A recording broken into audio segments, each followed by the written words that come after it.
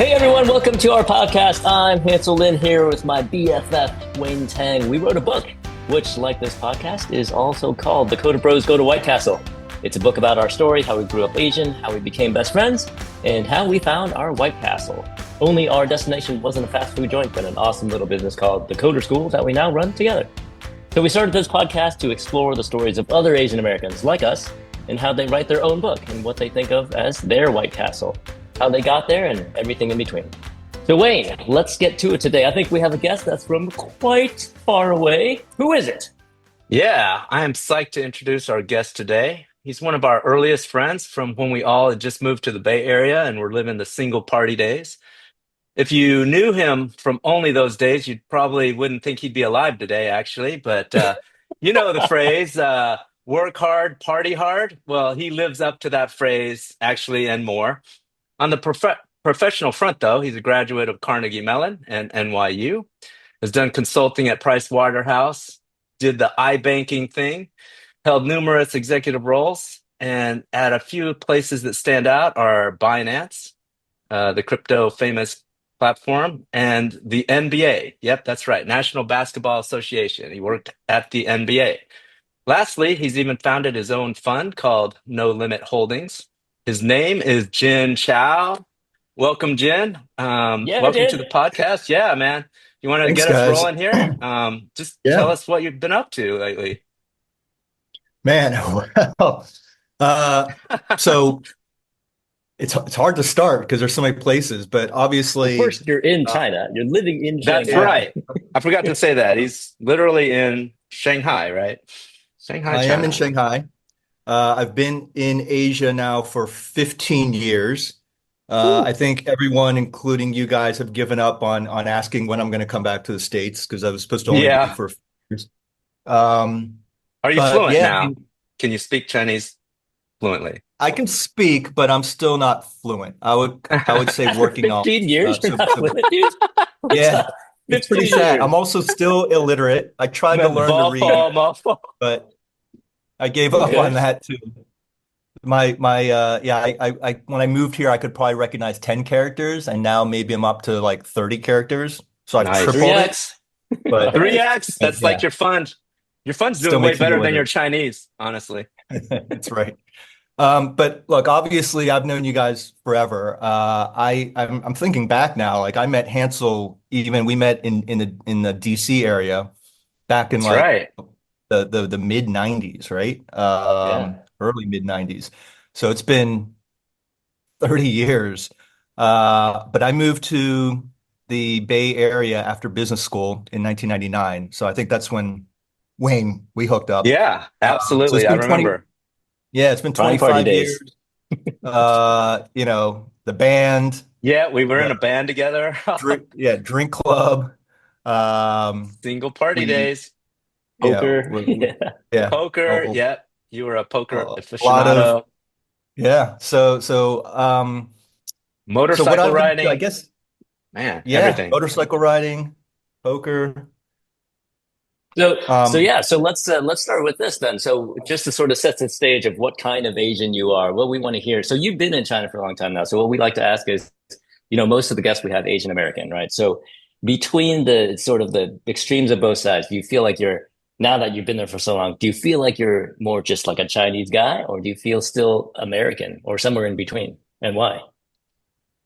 yeah, the funny answer is it's probably neither. I definitely feel less American than when I left, and certainly more Chinese. But after 15 years, I feel just more global than anything else. I think part Yeah, of because you're that, flying everywhere. yeah. Well, I'm Yeah. a, I'm a third I'm a third culture kid to begin with. So I was born in Europe. My parents had lived there for 5 years, so I You was were three born in years Europe? old. I had no idea. I had no Yeah, I was idea born you in were born Yeah. in Denmark. Europe. I Wow. was born in So Denmark. then you can't run for president, man. I was going to I vote for cannot you, run for dude. president. What's up? Oh, heartbreaking. I didn't know Yeah, that. That's very yeah. cool. Yeah, so I was born in Denmark, moved to the States when I was 3 years old. So I'm effectively American by culture. But I think part of the amount of travel I've done over the years, both personally and professionally now, and then also as you get a little older. And then also the industry I'm in. I've been in the crypto industry now for 7 years, and it really broadens your view on just global perspectives, what people want and need in life. So I really view myself as, I know it sounds a little corny, but I like to view myself as nomadic, or a citizen of no country, or a citizen of all countries, however you want to view it. But that said, I am very culturally American still, right? Pop culture wise, movies, music, all that stuff, Yeah. sports.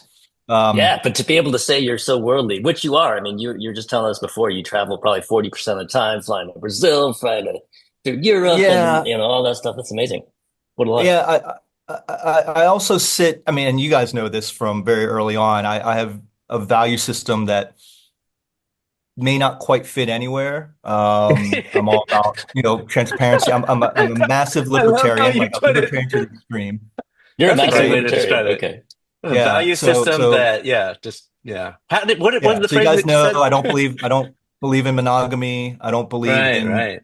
the traditional frameworks. But we're all sort of indoctrinated in a way, right? So I was indoctrinated in the US education system. So it's hard to undo a lot of that stuff, but I've tried as much as I can to think things through, like how would it be done with a blank slate of paper if I didn't have these influences? Because you're influenced by your parents, you're influenced by your friends, your family, and then Just the education society and system. culture, Yeah. definitely, Yeah. right? Like monogamy, the whole thing, being raised All right. to So, be married. Yeah, so no. you got to tell us more about this anti-monogamy thing. All right. So right now you're not married, but how are you feeling Uh, about this stuff?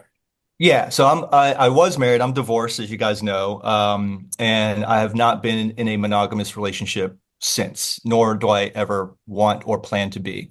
Um, that doesn't mean that you're not emotionally connected to people. I've been dating somebody now for 7 years. It's the longest relationship I've ever had, and pretty happy. But she also understands my value system, and may not agree with it, but respects it and lets me live my life. And so that's what works. That is But so this started off opposite very of, young. yeah. It's so Yeah, no, opposite this of started like off. all the Asians that we talk to, right? All the Asians are like, Oh, Yeah, like me, absolutely. me. I met Lisa, like, and she's my only serious girlfriend. That's it. Let's got married and that's it. So that's kind of the opposite of most Asians that I Jen know. was beyond that well before even Carnegie Mellon. yeah. I was like that from very, or like I never wanted to get married, actually. Mm. Um, Oh, and even when you were even young, you already Oh, knew. wow. So you yeah, yeah. never just even because growing up in America, I mean, movies, everything, it's kind of, highlighted and it gets, brainwashes you into that for sure, I would think. So you actually never even just watched those movies and had the whole, dream of just Yeah, no, and part of it probably was my own trauma, right? It's not like I thought I had a very dysfunctional, family life, but apparently it wasn't. It was pretty normal. But still, you know, my parents argued a lot, as a lot of people may have experienced, and I Now just what, thought, like, yeah. what's the point of all this? what, And I sort of went deep down the rabbit hole on what this is all about, and concluded that, so what A, as a generation? species. Go Yeah, go ahead. ahead. You're concluding. I don't want to interrupt your conclusion. Go ahead. Yeah, no, the conclusion was like, A, as a species, we're not a monogamous species. I think Mm. just fact. But then it just comes down to the social contract of, okay, well, what is marriage? Where does it come from? What's it really meant to do? And Hmm. and then and I think our view of it in Western society, particularly in America, is you have a very this whole Disney view of things, romance, Sure. romantic love, and that sort Yeah, of lifetime pairing. That's a very new concept, right? Marriage didn't start out that way. Marriage was as very humans much go, an yeah. actual pragmatic thing around how to maintain socioeconomic status or whatever, That's keep right. your asset, A keep your title, dowry, whatever. right? Like this is Yeah. very kind of a financial transaction in a Right. lot of And it was So meant cultures. you're to, like, if you wanted offspring, et cetera. And that's the Yeah, other thing. I never really wanted kids. So if you don't want kids, that takes a big factor out of, like, why get married. true. so what kind of And house? then What kind of nowadays, household did you grow up even if in? you do want kids, you don't need to get married. So that's the way I view it. True, So true. So what kind of household did you grow up in? Like your parents are they first gen, second gen, or are they like tiger parents, my like my normal Asian parents? No, my parents would be, I guess they're the first, or they're the immigrants, right? So they moved Okay, to the States for graduate first one. school.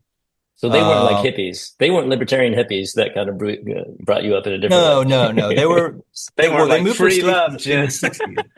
Who knows, right? So I never talked to my parents about that. They moved to the States in the 60s. So by all rights, they could have, who knows, maybe they got caught up in that stuff and never told me. But they were academic, right? They were classic, like moved from Taiwan for grad school. Yeah, that's My mom classic. was in biology, my dad was in physics, and then my dad ended up doing a PhD. He did his postdoc Wow. work in Europe, which is why I was born there, and then he moved back to the States to be a professor. Right. So Okay. he That was sounds very the Chinese. That's like the Standard very standard classic. Chinese, Asian right? parents, and then you totally Very broke Asian. off to the right.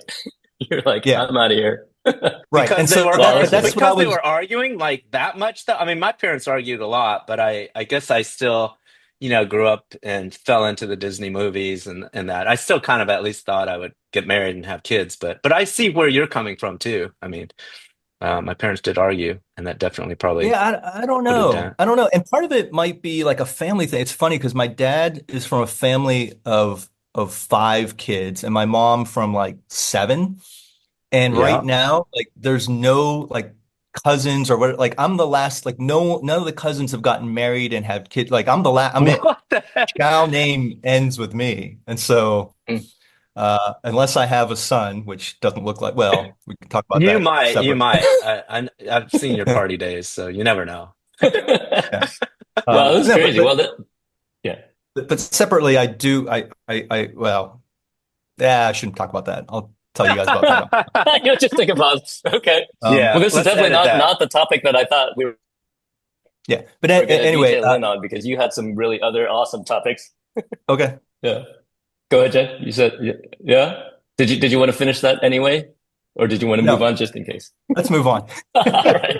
Let's move on. We're All going right. down the rabbit hole. All Going right. down the All rabbit right. hole. Let's keep going. I, that, that that was definitely a topic I wasn't expecting. We've known each other for a long time, and I know we talk about that stuff a lot, but I wasn't totally expecting it here. But I'm expecting we talk about the NBA and we talk about crypto because I think that's some really interesting stuff for a lot of people. So let's start with the NBA because that's chronologically your first thing. So just like brief overview, like what did you get to do with that? What did you do for them, and what did you get to do for them?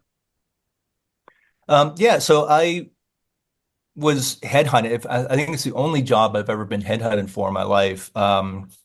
But I was head of strategy and corporate development for them. And then the question In is, well, China, what just does the that mean? China part. In China for NBA China, right, which is a Okay. separate legal entity. And it's massive in The China now, right? So you were part of that growth, I'm guessing, maybe, because Yeah, well, it, basketball got very popular. So it's a very interesting. The whole sports industry is pretty interesting in that perspective. If you think about um, global team sports, it's kind of basketball and soccer. yeah. And in China, those basketball of the U.S. sports, basketball got really popular because David Stern, back in the early days, used to hand deliver like tape delay games and got it on CCTV, uh, which is the state Chinese. television station, sports station early. And so that's the playbook for sports. The first thing, if you're going to enter a market, is you need media coverage. Yeah. So NBA games have been played on Chinese television for many, many years. So that's what built out the fan base. And then you had this catalyst of Yao Ming, which was the real first successful, Chinese-born star that really grew the fan base even further in the early 2000s. So by the time I got there, I benefited from all of that, and it just happened. It was in late 2012. My first day on the job was in January 2013, and that's when like Linsanity was blowing up, Go and so that was a insanity. great catalyst. Yeah, so that was an amazing time. The sport was growing. All of our media deals were getting bigger. We're also transitioning from television to digital media. So Tencent became a huge partner. It was and much bigger even now than CCTV. So that flipped during the time I was there. And then we're just trying to find other ways to monetize the brand. So the way the NBA works is the international rights for the league and teams and stuff are run by the international regions. So China owned that for China. Licensing, you had merch deals, licensing deals, all that kind of stuff. So that's the stuff I worked on. It was a lot of fun. I launched a fan loyalty program. It was the first fan loyalty program that the NBA had ever done, and we tested it in China. We launched something called the NBA Yao School in conjunction with Yao Ming to do Oh, hilarious. basketball training for kids. I'm similar to your coder school, right? It was really a way to get kids exposed to sport early, team Nice. sports, more importantly, right? Because you had a country of only children that were We're really only playing ping fun. pong probably at the time. Yeah, well, they were very focused. Like the parental priorities are, like math tutoring, Yeah, science, all that stuff. And then after that, it's, violin or piano. it's not And so basketball. sports is pretty low down the list. And then even within sports, like team sports, it was the main thing that we were trying to emphasize, because you got a bunch of only children focused on these individual skills and academic skills, and not Yeah. as much social skills and teamwork. So Right on. so that So was cool. so you got to meet Yao Ming, got to know him probably decently well. How is he as a I person? got to meet What I kind of got to know person? his team pretty well. I only Didn't have access. had one. I got to meet him a couple times. I'm sure he wouldn't Okay. know who I am, but we did have one fairly long meeting at the office, and that was pretty cool. He's a Yeah. really nice guy, really just massive. Yeah, I He can imagine. he drove to the this was actually in the Shanghai office, if I recall. He drove to the Shanghai office, and he was in a I think he was in like a Range Rover, right? Like the big thing, and it just Yeah. looked like it. Toy car. Yeah, Yeah, it looked like a Cooper. It looked like a Mini Cooper. Like yeah, go check it out. right, right. I could see That's that. funny. Do you have stories of any other NBA? You met Jeremy Lin. Seems like he's a really nice guy. Any stories of anybody that you met through the NBA? I did get to meet Jeremy Lin, but fortuitously a little bit earlier, I got to invest in like a web documentary series that kind of blew up into a documentary called Linsanity, that a I buddy remember of watching mine that. Yep. Yeah, we was all watched producing. that. We are Yeah, Chinese, aren't we? Yeah, gotta yeah. watch it. So Enter the Dragon, Chinese. Linsanity. Those are the two things you Yeah, gotta I watch. mean, yeah, that's such perfect timing though. You're trying to grow it in the China, the NBA there, and then Linsanity, like Chinese, star finally in the yeah, NBA, which was our yeah. dream. Yeah. Yeah, it was an awesome time. So I did get to meet, a lot of players, but you don't, like I said earlier, we don't really get to form these personal relationships, right? Because as part of the league and representing the league, you got to be pretty professional about it. You can't fanboy over them. So the short answer is no. I don't have any NBA player friends. I got to meet a bunch of them and chat with them, and that was cool. But you don't really get to know them on a human level necessarily. At least I did not. Um, Yeah. but but the other thing about coming to China in those days is that the ability to run into like famous people was pretty unique. Hmm. Like You mean the famous the beyond just basketball, just like famous in Like general? movie stars and yeah, stuff. just movie stars. I got to be pretty good friends with Archie Cow, who's an Oh yeah, he's an he's in ABC that actor, but he was Chinatown doing thing some now. work. Yeah, he was Oh doing some work in wow. China, and he ended up marrying Zhou Shen, who's was like one of the biggest stars. She's like the Jennifer Aniston of China, I guess is sort of the Really? analogy I get a What lot. the? Can we get her on the Um, podcast? Yeah, you gotta line us up with our next guest. We're only at like 11. We need about 4,200 more. So please, yeah, we'll go through your Rolodex better than Ansel and I's. Yeah, Yeah, that yeah, that's but pretty sounds cool, good. man. So, That's it's the what is kind awesome. of it? thing that was really random, and like just that was sort of life in China back then. I think it's a Is little it more because rare of the now. expats? Is it because of the expats? Like, what is the Shanghai life like? I had heard that in the past, all the Americans would just kind of hang out together in the same spots and they just have this, tight-knit community.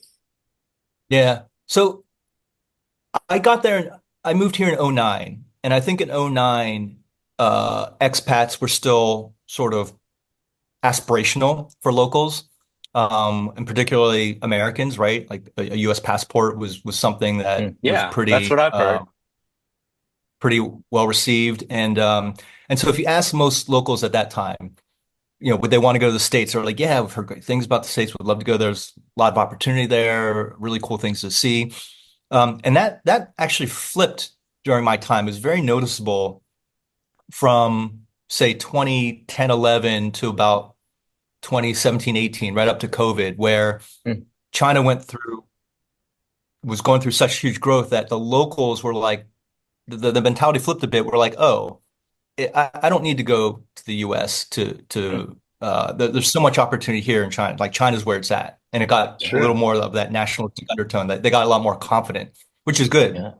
Um, and then, of course, you had all the geopolitical tension that's been built up over the last decade. And so being an ABC wouldn't have the cachet, quote unquote, cachet that it would have Mm. when I first got here, or even like the decade before that. That was probably the real prime time. Even like the 10 years before I got there, it was really when it had a lot more cachet. But so now it's very different. Now on an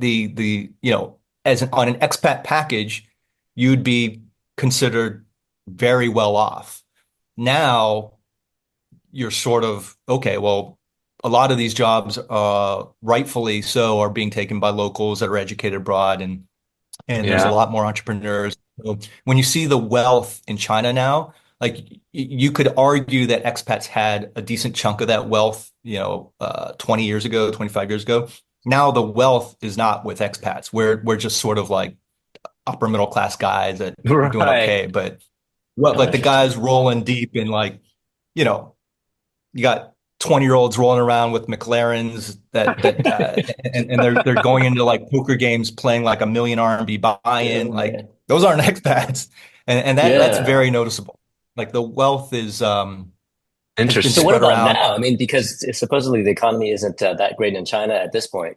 Is that true, or is these guys still there's still this bunch of rich dudes? Well, there's still a lot of wealth. I think it's being a lot more low key now because obviously under the current administration, they don't want the wealth being flaunted, right? They're Mm. trying to distribute things a little more evenly. And yeah, the economy took a hit during COVID. It's still recovering. Just my observation between Shanghai and Beijing, it has not recovered. Mm. I think there's a lot more growth going on at the lower tier cities. The other thing I'll caveat is, right, my experience in China has been kind of limited to Shanghai and Beijing. So that's like going to the US and Right. only living in LA and New York In New and thinking York. that Yeah. that's Yeah. the, right? And it's not. It's a It's very not. It's a big country. skewed view of what the country is.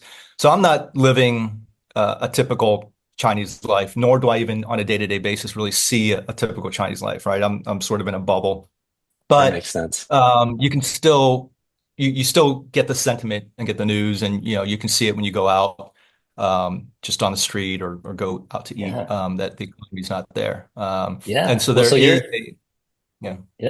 I was gonna say you're one of the Americans who are actually there and still killing it, which is gonna be my transition into what you did with in the crypto world. So for some of you guys out there who haven't heard of the name Binance, Binance is a gigantor, humongous crypto exchange.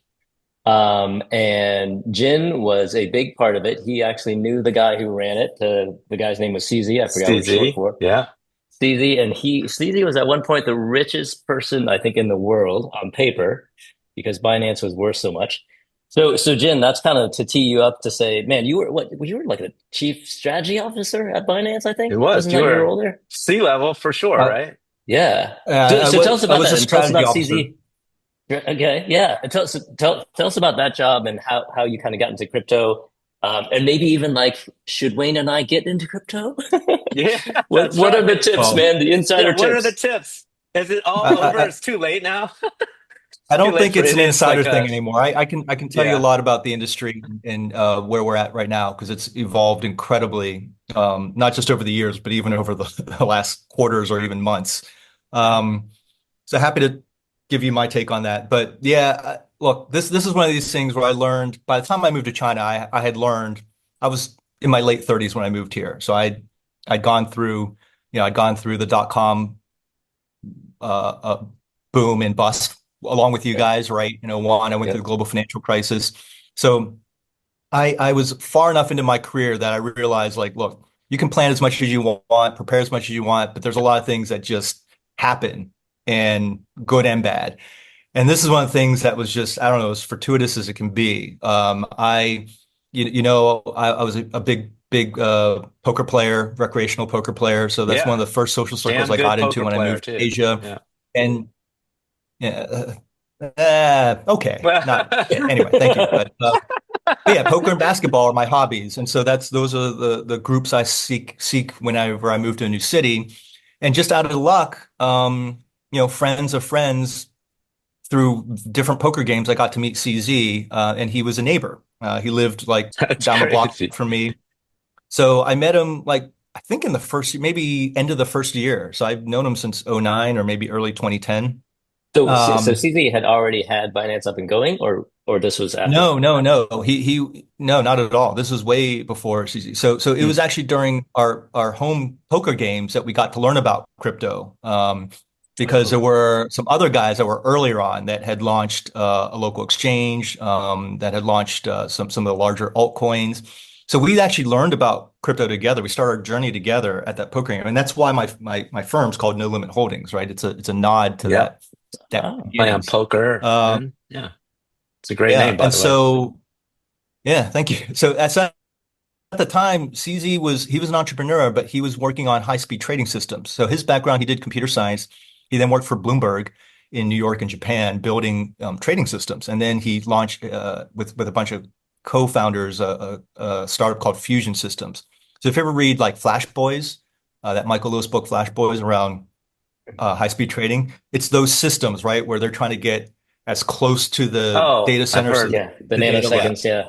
Right, the seconds nanoseconds and ahead of then they time. can Yeah. flip it, right, and just make a Right. little, but So those are the systems that he was building. So he knew how to build high-speed trading systems at high volume. And it just so happened that crypto was at that inflection point where it was moving from Bitcoin to Ethereum to other things. And the exchanges out there were, they were like first gen kind of, I don't know how they're operated, but certainly not, the way they are today. And so he saw that opportunity. So he went full on into crypto around the same time that I moved up to Beijing to join the MBA, and we kept in touch. Um, uh, he worked at one of the more prominent exchanges here, and then eventually left and started building his own technology, and that eventually became Binance. So he launched that in 2017, and we'd been in touch this whole time. He asked me to join in a role that wasn't a good fit with my background. So I didn't join at that time, which probably cost me a lot financially, but Yeah. but I ended up yeah. joining the following year, yeah, in 2018 as strategy officer, because at that time he had blown up and was starting to invest into the ecosystem, right? So there was something called Binance Labs that was investing in early stage projects, and also he was making a bunch of other investments to just grow the industry. So that was a good fit with my background. Um, and I guess we never really talked about my background, but I engineer undergrad, but I did management consulting, then investment banking, and then I was doing internet investment banking and private equity. So my whole background was, finance, corporate finance. So that's what I joined Binance to do. Um, and so I led some of their M&A deals, a lot of the investment activity. Um, Eventually, my role ended up becoming a little more internal governance. He asked me to move back to the US to be CEO of Binance US, which was Oh being wow. separately created to address the market. But again, I didn't think that was a good fit. So instead, But I've been. but Binance never came to the US, right? Wasn't there some regulation issue or something that they couldn't do it? Well, so that's what Binance US was formed for. Oh, Binance US was To formed get through to that was formed regulation.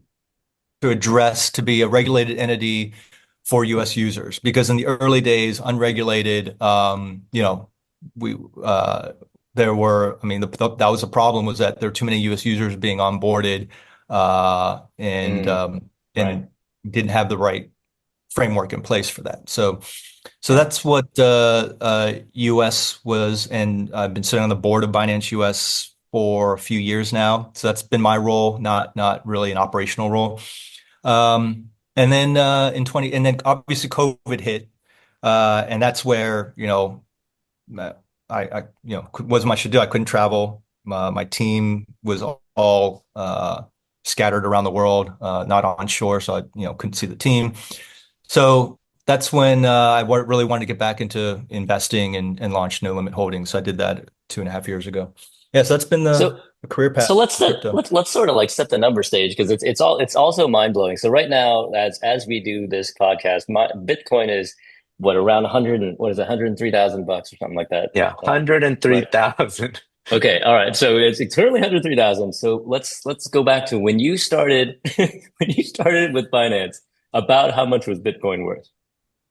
Uh, um, it peaked in late 2017 at just under 20,000, but when I joined, it had done a big drawdown, right, as it does every 4 years. So when Yeah. I joined, it was around 3,000, I believe. In That's that So range. from awesome. Yeah. 3,000 to about 103. Okay. So and then what about CZ? So CZ was the guy who ran the whole thing. So when he started Binance, what would have been it worth? A couple hundred Oh, in mid bucks? 2017. Let's see, pre-run. Well, you could just look at the charts, but I'm just going to guesstimate here. It was probably around that as well. But I would say when he started going full time into crypto in 2013, that's probably the better metric. That's when it was like under 1,000, or Mm. maybe even under 500. But yeah, Um, yeah, but I mean, you yeah. went all in. Hansel and I remember you telling us like you were like, no, I'm just gonna take all my salary, everything in crypto. And Hansel We're and like, I, what like, are you I think doing? after we were talking to you, we were like, Jim's an idiot. Like, what the heck? That's crazy. But I mean, honestly, full circle, that's just Yeah, brilliant to who go else did all that? Didn't in. like Odell And Beckham do that? Didn't he take his salary in Bitcoin and some of these yeah, other random it takes people? so much balls. Yeah, so Well, definitely. to Yeah. be clear, I didn't take all of it in crypto. Okay. I still had like living expenses and things like Okay, that. right. Right. Not all of it. That's Still pretty insane. ballsy though. It's ballsy because that thing was going up and down. Like it was dropping like 80% in a day, but then of course it would go back up 200%. But it is pretty just frightening just to even watch it. Yeah. And so Well, that's just Bitcoin going up crazy like that. I mean, Binance went up way higher than that because the valuation of the company at some point, I think you were saying was like 300 billion or something like that, right? It never manifests, but that was an estimated value of the company, meaning CZ could have been worth into the 200 plus billion-dollar figure. So when you're so you knew him when he was like worth $200 billion or something. Was he just like a normal dude? Or was he driving Does around he in a does he at Lamborghini? least Or take the bill when you go out for drinks? Does he at yeah, least or take does the he make you check? pay? I Does he would do the never take Chinese the thing? check. Yeah, he yeah. does. Does You he guys do are the fighting. Chinese He does thing? take care Mostly of you all start, expenses. yeah, start Look, fighting over the bill. it becomes a very different like we had a very like outside of work friendship before Binance, right? And then once you start working, and I'd be curious, like kind of how your relationships are. It's a little bit different because you guys are co-founders, but um, then when you start working, for somebody, that's one bit of a change to the relationship. And then when you start adding zeros onto your net worth, it becomes quite different, right? So Yeah. imagine if one of you guys was working for the other and the other had, 3 to 4 more zeros behind their bank account. It becomes a very Might different not be dynamic. far off from Wayne and I. And Yeah, it's kind of close. He definitely has more zeros than me. and so And I do and crack the whip on so Wayne. yeah, and so also he was just completely, we were all completely consumed with the industry and the company, right? So the time to go out and do friend type stuff it just didn't exist anymore. It was 24/7, like all waking hours were on work. But that doesn't mean that we still weren't friends. It was just a very different dynamic. Um, but yeah, I mean, he fundamentally as a person, he's a very like low volatility guy. Very down to earth, pretty humble. He recognizes that the success he has, obviously right time, right place, right situation, a lot of hard work, Yeah. made really great business decisions, built a really good product, went to market, and he did all the right things, but a lot of people can do all the right things and still are going to fail 9 out of 10 times. So he still recognizes that he did all the right things. But he also got pretty lucky, just as any major success story has. And that's something that I've learned in life too. You can do all the right things, and still your success is still largely subject to external factors. And so Absolutely. the fact that he recognizes it and has that self-awareness is kind of what sets him apart, I think, right now. The other thing is that the on paper wealth came so quickly. He never really learned, and maybe he's still in the process of learning of how to spend it, right? Mm. Like you go from like having whatever, like your current standard of living, if all of a sudden you got like three, four more zeros in the back, like, it's you'd be a very different person if all of a sudden you knew how to spend that. Yeah. Like, oh, I know exactly what I'm going to do with all this money. This isn't like Right. versus like, hey, like this was not, of course, you wanted to be successful, but no one plans for that kind of success. Wealth. And Yeah. Sure. I think he's managed that really, really well, as far as I can That's tell, at least. Right. that's So good to I, hear I have though, a because I much mean, smaller view on his life than I used to. So yeah, I mean, you always hear about people who win the lottery or whatever, just make a bunch of money and it kind of changes you. But sounds like he's a good dude. I mean, he made a ton of money, but he sounds like he's still a down to earth guy. Money doesn't change everybody, yeah, I I guess. think as a person, he hasn't changed, but certainly like the way he spends his time, his parties, the way he thinks has, Oh has yeah, changed a lot and it's had to, you gotta right? change it up. Yeah, yeah. So Well, cool, man. That's so amazing that I mean, the stuff that you've been through in your life is pretty insane. So when we started this podcast, or right before we started the podcast, I said I was going to ask you for a story because I know you're going to have some just crazy story that we just Yeah. can't comprehend. So, Definitely. Too many stories, probably. Jen, we're going to ask you to pick one. It's got to be the man, best story in your life to tell us and the world something interesting. yeah, so probably one of the best things I've done in my life that I chose to do was white collar boxing. I recommend to everybody. I think it's offered in No most thanks. I'll countries, but pass already. I'm Yeah, way we're too already old. we don't even know what it is. We'll pass.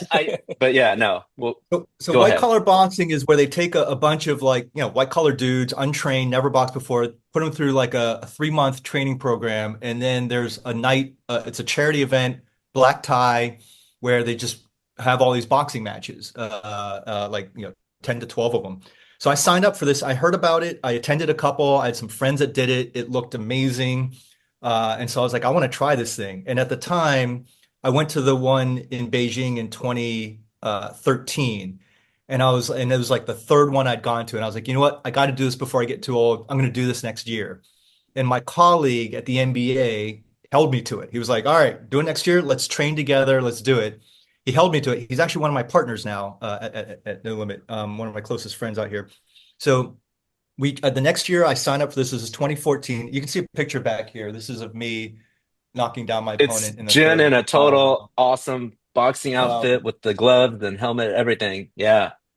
oh Just yeah, for the that's right. listeners, On because camera, they you're can't audio see it only. actually, but yeah. He's dressed in red, So looking sexy. There you yeah, go. so the awesome thing about this was that, well, I was 43 at the time. My opponent was 27. Uh, Crazy. the limit for Nice. no for white collar boxing is 50, so they don't take anyone if you're over 50. Yeah. But Too late the for It's a us. cool thing good about thing. this, Yeah, good for me. I would have done it, but now Yeah, I can't. otherwise we would have done it. yeah, Otherwise, so you I would guys have are you done guys. it. I'm gonna start a new organization that does Yeah, geriatric 50 white plus. boxing Yeah, for you guys. 50 and over. Yeah. But the cool thing about this was at this event, this is in 2014, the co-founders, the eventual co-founders of Heyi, of Binance, CZ and Heyi were my guests at this event. The guy who eventually joined as CFO of Binance was at this event. And one of our close friends that kind of connected the whole group, this guy, Steve Liu, was also at the event, and he was one of my closest friends out there. I met him in the Bay Area. He unfortunately passed from a heart attack, Man. uh, about 5, 6 years ago. But this was such a seminal event, not just because like it was a personal challenge that was amazing, but also the people, the guests in the room that sort of eventually created and grew, Binance. So this is amazing. The other thing that was amazing about this fight is if you ever watch it, it's on YouTube, and it's pretty ugly. But the first round was pretty tight, but I guess I must have won it. The second round, I lost. I actually got a standing 8 count in the second Whoa. round, clearly behind. And then in the third round, I had this knockdown, which gave me the win. So it's a You 3 round. you knocked It's three down the 2-minute rounds. 27-year-old, and that's what you gave you the win. So you, a Yeah. 43-year-old knocked out. That's like a Mike Tyson well, he Yeah. did knock out Jake Paul, but that was the Mike Tyson Jake Sugar Paul, man. Ray. Jin But Sugar Ray. I gotta say, like, it wasn't like I barely remember it, the punch. Like I had to watch the video, like, oh yeah, that's what happened. I was already dazed and exhausted, and he walked right into it. He walked right into it. It was You were just holding Hey, your arm man, there or whatever. that's He just like the knocked business himself out. advice, right? I mean, all the hard work and all that, but you still could have a failure of a business, all the hard work and everything, but you could need that little bit of luck, right? Just a little yeah. bit. So you That's did right. all that training, all that, and That's a it great panned analogy. out, man. It panned out. And then And you after had that, maybe a little luck. after all Yeah. that, all the Binance guys were, man, who is that stud? That 43-year-old dude that knocked out the twins. We need to get him a job. He's going I'll to tell be the you, strategy officer. I'm gonna be living off this story for another 20 years. Like You this is should. gonna be Yeah. like Heck that's it. yeah, I would. I peaked at 43. That's it. I mean, wouldn't you just like when they announce you or you're coming out there? I mean, I've played a lot of sports like basketball or tennis and everything, and I mean the adrenaline and butterflies. For a boxing match, though, I think my butterflies would just be like I'd just be scared shitless. I mean, I would Well, just be like, this that, guy can hit me in the face. I mean, this is a little different than like even basketball can get physical, but it's not just you're literally kind of a little fearing for your life or your health at yeah. least, man.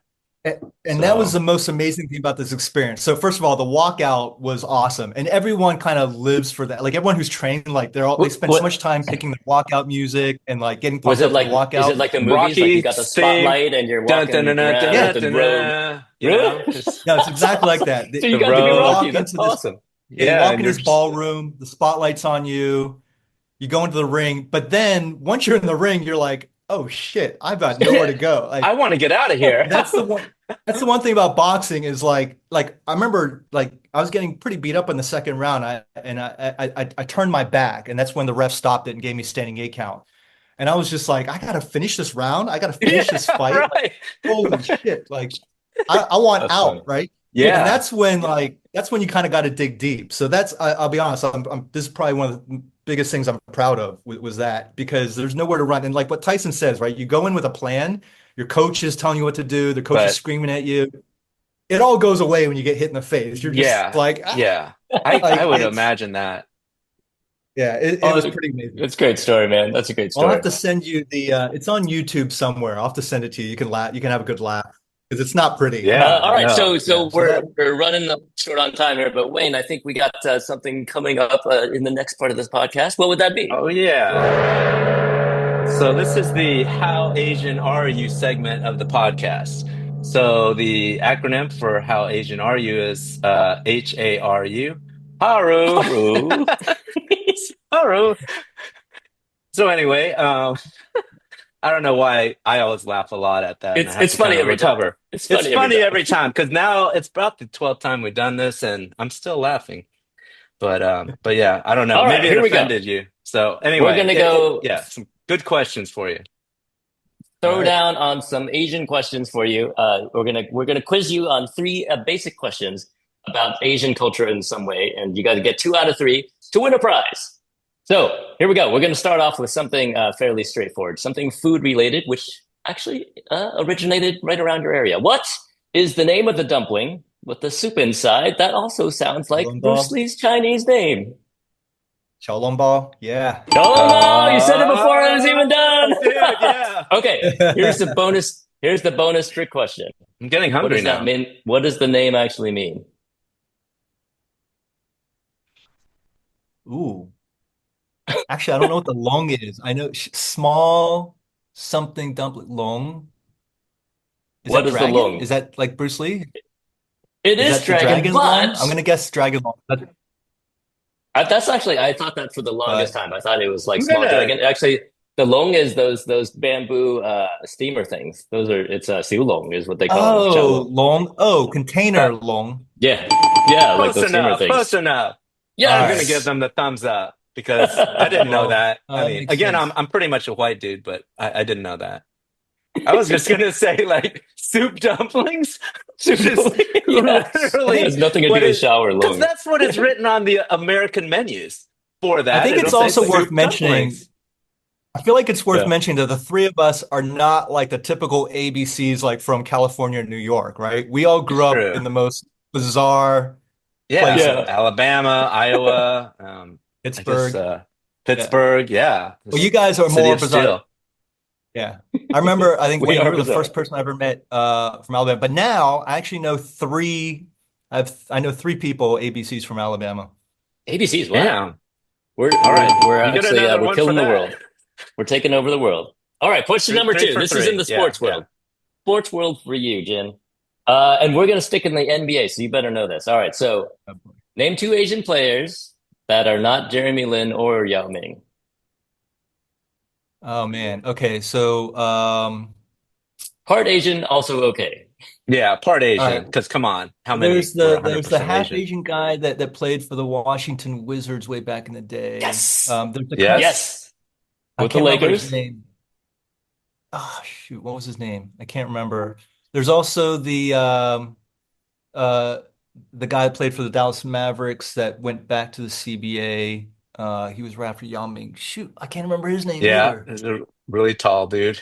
Yeah, Yeah, who was that guy? Oh, I Li totally forgot about Jianlian. that guy. Li Jianlian, right? Li Yeah, Jianlian. yeah. There And you then go. there's a current Japanese guy who is on I think he went down to the G League, but he was not Minnesota. Right. Yeah, he was on He the was just Japan drafted or national something, team right? and he crushed it during the Olympics, Yeah. right? Something like that. Jakob uh, Yuri, Close I enough. can't Sounds remember. like a Close Japanese name to enough. me. Anyway, Exactly. it's that You guy. got it. Kawamura. And then Yeah. Naramura, or Rui is the yeah. other guy, Rui Hachimura. And are you Yeah, Rui Rui guys Hachimura. Hachimura. following? He's on the Lakers Yeah, right now, actually. yeah. And Yeah. are you He's guys gotten a following the lot kid in better. Princeton? Are you guys following the kid who's like a junior in Princeton? I They're think saying I've that he might. They're saying he might be a Yeah. he might be a late first round draft pick, which is surprising. No, His this is last an name's Asian dude? Lee. Really? Yeah, Princeton. He plays for Princeton. He's crushing it. He had like the first triple double in Princeton history recently. Oh Dude, man. that's Yeah. totally the next Jeremy Lin. Let's go buy some Yeah, stock. Can we go like make Yeah, his new video or exactly. whatever? That's yeah. Definitely. awesome.